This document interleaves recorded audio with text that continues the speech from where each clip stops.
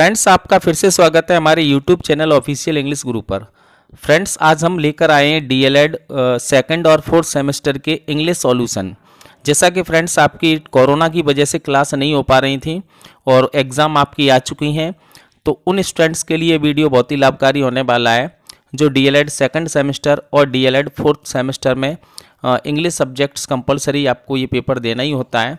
तो फ्रेंड्स, आपके लिए हम ये वीडियो लेकर आए हैं DElEd second semester and fourth semester के इंग्लिश सॉल्यूशन।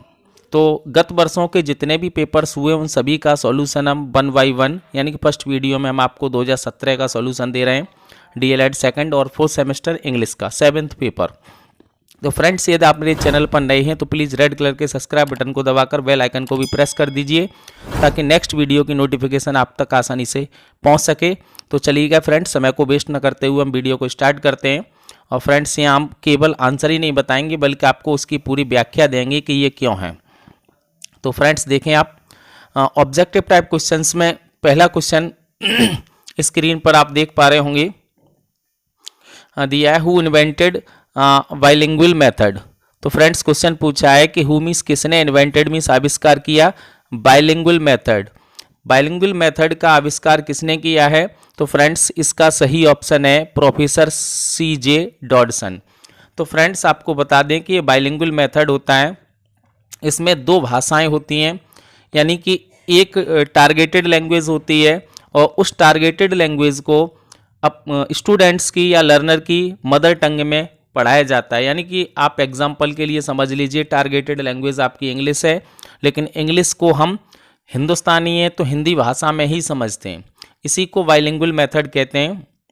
और फ्रेंड्स, ये भी बता दूं कि प्रोफेसर सीजे डॉडसन ने इस बाइलिंगुअल मेथड का जो इन्वेंशन है, इसका उत्पत्ति की थी, वो की थी 1967 में। तो फ्रेंड्स, ये भी पूछा जा सकता है कि बाइलिंगुअल मेथड का इन्वेंशन कब हुआ। तो आप फ्रेंड्स याद रखिएगा 1967। नेक्स्ट क्वेश्चन देखेंगे, सेकंड लिखा है new method is related to. New method is related to यानी कि न्यू मेथड किससे संबंध रखता है। तो फ्रेंड्स, ये तो सभी को याद होगा, डॉक्टर वेस्ट से ये रिलेशन रखता है। और शायद ये भी पूछा जा सकता है, क्योंकि ये क्वेश्चन बहुत कॉमन हो चुका है कि मोस्टली पूछा ही जाता है, तो ये भी पूछ सकते हैं कि डॉक्टर वेस्ट का पूरा नाम क्या है। तो फ्रेंड्स, आपको याद रखना है डॉक्टर वेस्ट का पूरा नाम है doctor Michael Philip West. Doctor Michael Philip West. Friends, देख लीजिए ये पूरा नाम है। और इस मेथड को जो इन्वेंट किया था डॉक्टर वेस्ट ने, वो आप डायरेक्ट मेथड के अगेंस्ट किया था। यानी कि हम कह सकते हैं कि जो डायरेक्ट मेथड था उसका अपोज करने के लिए, विरोध करने के लिए न्यू मेथड की उत्पत्ति हुई थी। और फ्रेंड्स, न्यू मेथड को हम यानी कि न्यू मेथड की उत्पत्ति हुई थी। और डायरेक्ट मेथड को फ्रेंड्स हम दूसरे नाम से भी जानते हैं, जिसको हम कहते हैं नेचुरल मेथड। तो नेक्स्ट क्वेश्चन देखते हैं friends, third, choose the correct preposition. तो यहाँ देखिए friends, choose the correct preposition, आपको सही प्रीपोजिशन का इस सेंटेंस में चुनाव करना है। तो फ्रेंड्स, यहाँ लिखा आई कैन। फ्रेंड्स, ये कैन नहीं, यहाँ पे केम होगा। आई केम ब्लैंक हिज रिक्वेस्ट। आई केम में आया, हिज रिक्वेस्ट उसके निवेदन पर। तो फ्रेंड्स, इसमें ऑन प्रीपोजिशन फिल होगा। आप देख सकते हैं ऑप्शन में है कि नहीं। हाँ, ऑन दिया हुआ है फ्रेंड्स, यानी कि आपका थर्ड ऑप्शन सही हो जाएगा, फर्स्ट ऑप्शन सॉरी, ऑन। ठीक है ना, फर्स्ट ऑप्शन में आप भरेंगे ऑन, यानी कि क्वेश्चन नंबर थर्ड का पहला ऑप्शन सही है। I came on his request, I came on his request. Question number 4 देखेंगे, choose the correct article. Article friends होते हैं ए, एन एंड द। तो आपको इसमें सही आर्टिकल का चुनाव करना है।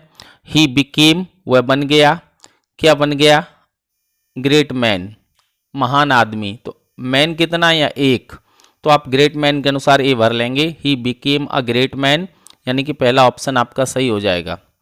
नेक्स्ट क्वेश्चन को देखेंगे 5 को। 5 में लिखा है रीअरेंज यानी कि पुनः व्यवस्थित करिए द फॉलोइंग वर्ड्स, निम्नलिखित शब्दों को। यानी कि ये जो वर्ड्स दिए हैं ABCD 4 पार्ट में, इनको आपको रीऑर्डर करना है, सही क्रम में लगाना है। तो फ्रेंड्स सबसे पहले सब्जेक्ट मैन, वर्ब लगी है इज, और उसके बाद तो होना चाहिए प्लेइंग विद। लेकिन हम देखते हैं कि जैसे मान लीजिए आपने माना कि मैन इज, ये पहले आएगा, सी ऑप्शन पहले आएगा।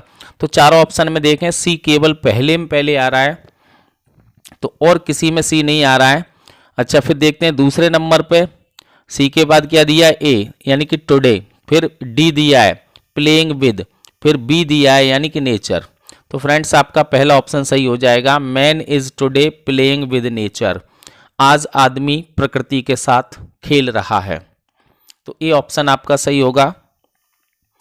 Very short answer type questions को भी फ्रेंड्स देख लीजिएगा, क्योंकि ये भी ऑब्जेक्टिव टाइप की तरह वन लाइनर आंसर हैं। तो देखें पहला क्वेश्चन लिखा है change the following into passive voice. Friends ये नीचे सेंटेंस दिया है, इसको पैसिव वॉइस में चेंज करना है। और आप याद रखिए जब कोई सेंटेंस किसी नाउन प्रोनाउन से शुरू हो, लास्ट में फुल स्टॉप लगाओ, तो वो सेंटेंस असर्टिव होता है, और असर्टिव सेंटेंस को पैसिव में बदलेंगे। तो फ्रेंड्स सबसे पहले आपको ध्यान ये रखना है कि सेंटेंस में मैन वर्ब क्या है। यहाँ पर मैन वर्ब है इनवाइटेड, उसके बाद जो भी ऑब्जेक्ट दिया हो उसी को सब्जेक्ट बना लें। यानी कि मी है तो आई सब्जेक्ट बन जाएगा। उसके बाद आपको हेल्पिंग वर्ब लगानी होती है, और यहाँ सेकंड फॉर्म आई है वर्ब की इनवाइटेड। ठीक है, सेकंड फॉर्म आती है फ्रेंड्स या डिड आता है तो हम वॉज वर लगाते हैं, आई के साथ हम क्या लगा लेंगे, वॉज। और हेल्पिंग वर्ब के बाद वर्ब की थर्ड फॉर्म यानी कि इनवाइट की इनवाइटेड ही रहेगी, सेकंड और थर्ड सेम रहती है। पीछे एक्स्ट्रा ऑब्जेक्ट क्या दिया हुआ है वो आप कॉपी कर लेंगे। तो आप यहाँ लिख लेंगे आई वॉज इन्वाइटेड होम बाई हर। मैं लिख के दे रहा हूँ फ्रेंड्स, देखिए मी का सब्जेक्ट बना लिया आई, इन्वाइटेड सेकंड फॉर्म है तो वॉज लगा लिया, फिर थर्ड फॉर्म लगा दी इन्वाइटेड, और एक्स्ट्रा ऑब्जेक्ट पीछे दिया होम, उसको लिख दिया, फिर बचा सब्जेक्ट। फ्रेंड्स लास्ट में सब्जेक्ट को वाई से ऑब्जेक्ट बना दो हर, ये आंसर हो जाएगा I was invited home by her. Next question देखेंगे 7। फ्रेंड्स 7 में लिखा हुआ है fill in the blank with correct pronoun. इसमें सही प्रोनाउन का प्रयोग करना है। तो फ्रेंड्स प्रोनाउन आप जानते ही हैं, पर्सनल प्रोनाउन में I, we, you, he, she, it, they, और इनके अन्य केसेस यानी कि ऑब्जेक्टिव और पॉजेसिव केसेस होते हैं। तो यहाँ लिखा है the word has hurt left wing, यानी कि पक्षी ने अपने लेफ्ट विंग में चोट लगा ली। तो पक्षी यानी कि वर्ड निर्जीव है, इसके लिए इट का प्रयोग होता है। तो अपने लेफ्ट विंग में, तो अपना की इंग्लिश फ्रेंड सब्जेक्ट के अनुसार लगती है। सब्जेक्ट जब कोई जानवर या पक्षी होता है तो उसको निर्जीव मानते हैं, तो इसके लिए प्रोनाउन होता है इट, और इट के अनुसार इसका पॉजेसिव केस हो जाएगा इट्स। ठीक है फ्रेंड्स, तो इसमें आप क्या भरेंगे, इट्स।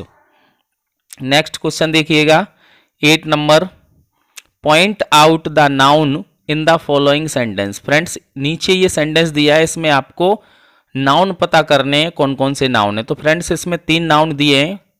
जतिन किसी लड़के का नाम है, प्रॉपर नाउन है। हिंदी एक भाषा का नाम है, ये भी प्रॉपर नाउन है। और उर्दू एक भाषा का नाम है, ये भी प्रॉपर नाउन है। स्पीक्स मैन वर्ब है, एंड आपका कंजक्शन है। तो फ्रेंड्स इसमें जो सर्किल्ड हैं जतिन, हिंदी एंड उर्दू, यानी कि जतिन, हिंदी और उर्दू, ये तीनों आपके नाउन हैं। तो आपको आंसर में ये लिखना है जतिन कॉमा हिंदी और उर्दू, ये तीनों आपके नाउन हैं। क्वेश्चन नंबर 9 को देखेंगे, लिखा है 9 में लिखा है change the following into comparative degree. Friends नीचे सेंटेंस दिया हुआ है, इसको कॉम्परेटिव डिग्री में बदलना है। तो फर्स्ट ऑफ ऑल आपको सेंटेंस रीड करना है। क्या लिखा हुआ है, lead is the heaviest of all metals. तो द हैवीएस्ट से पता चल रहा है कि हैवी का सुपरलेटिव फॉर्म है, हैवी, हैवियर, हैवीएस्ट। तो सुपरलेटिव से हम किस में चेंज कर रहे हैं, कॉम्परेटिव में।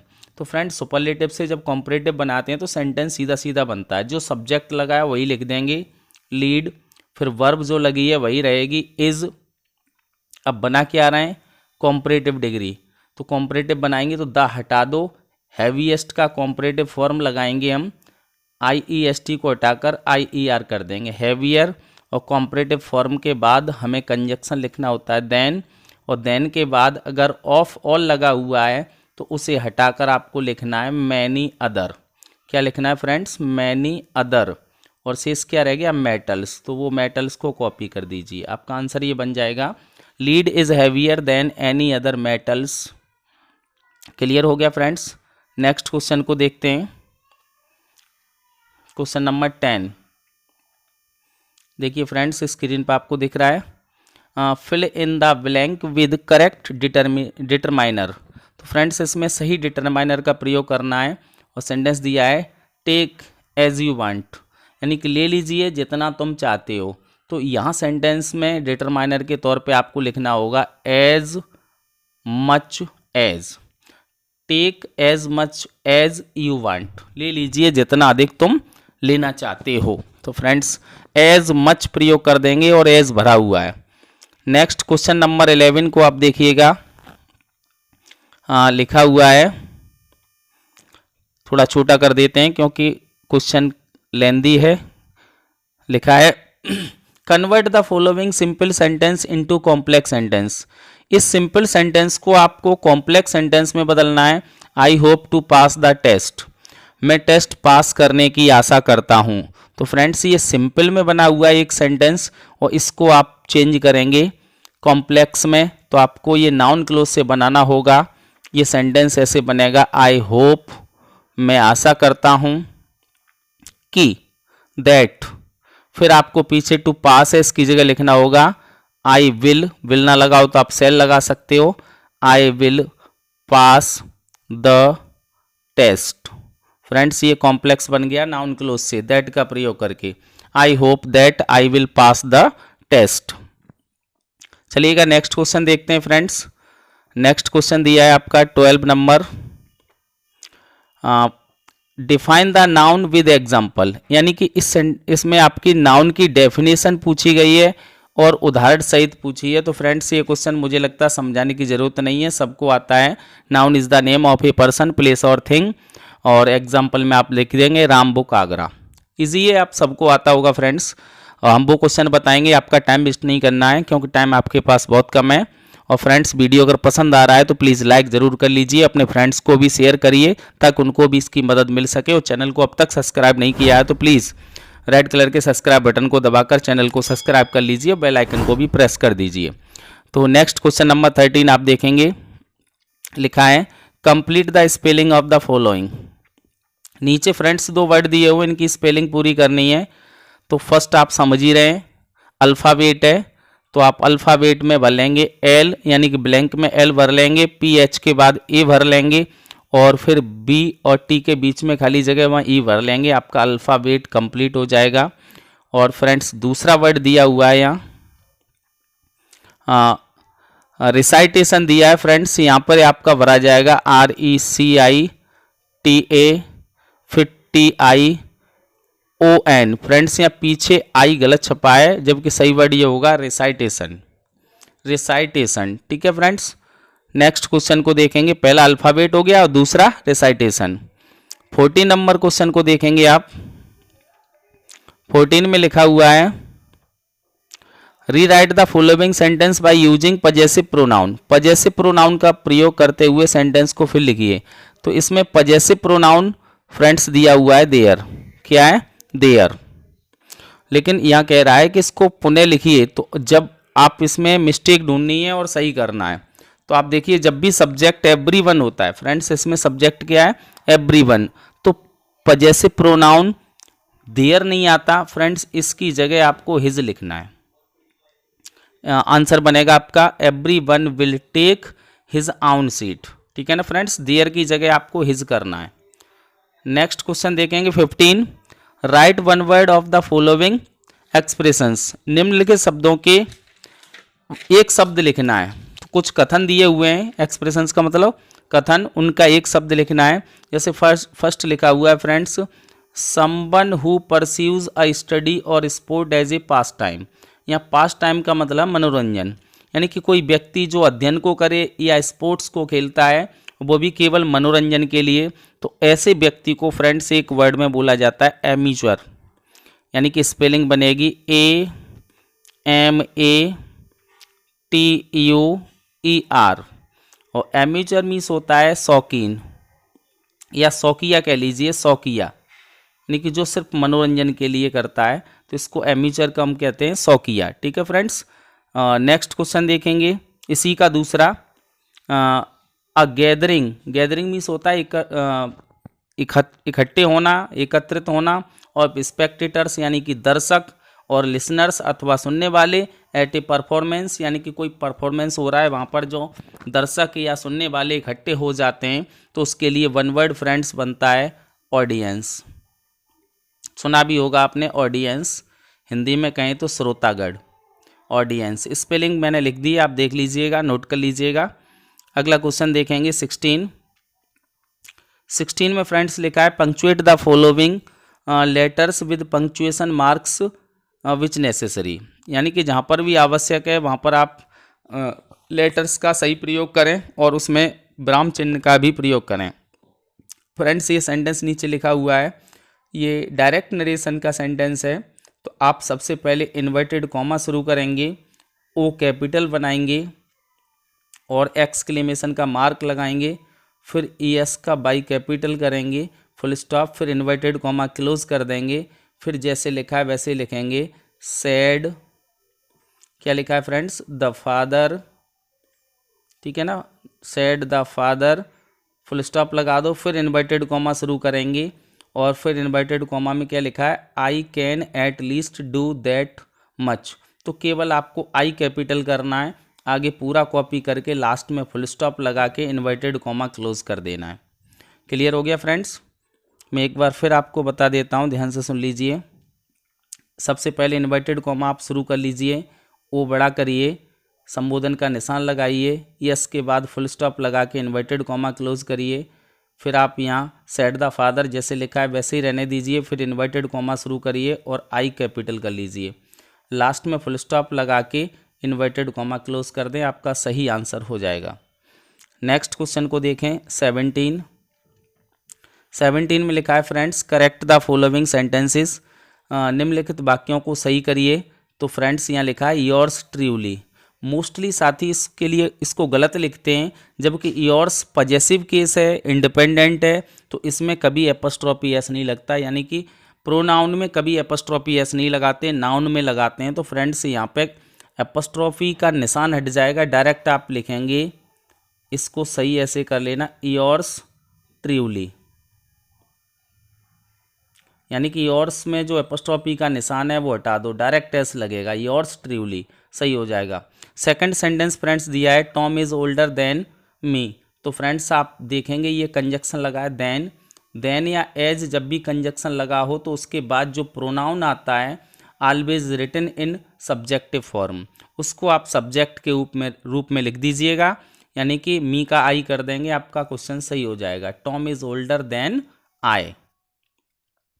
लास्ट क्वेश्चन फ्रेंड्स देखिएगा इस पेपर का, इसमें लिखा है write a letter to your friend, अपने मित्र को एक पत्र लिखिए, telling him how you spent your summer vacation, गर्मियों की छुट्टियों में आप कहीं घूमने गए हैं और आपने वो छुट्टियां कैसे व्यतीत की हैं उसके बारे में पत्र के माध्यम से अपने एक फ्रेंड को बताना है। तो फ्रेंड्स ये 2 मार्क्स का क्वेश्चन है, आप अपने मॉडल पेपर या गाइड जो भी बुक है आपके पास टेक्स्ट बुक, उसमें देख लीजिए, बहुत ईजी होता है, 3-4 लाइन में आपका आंसर पूरा हो जाता है।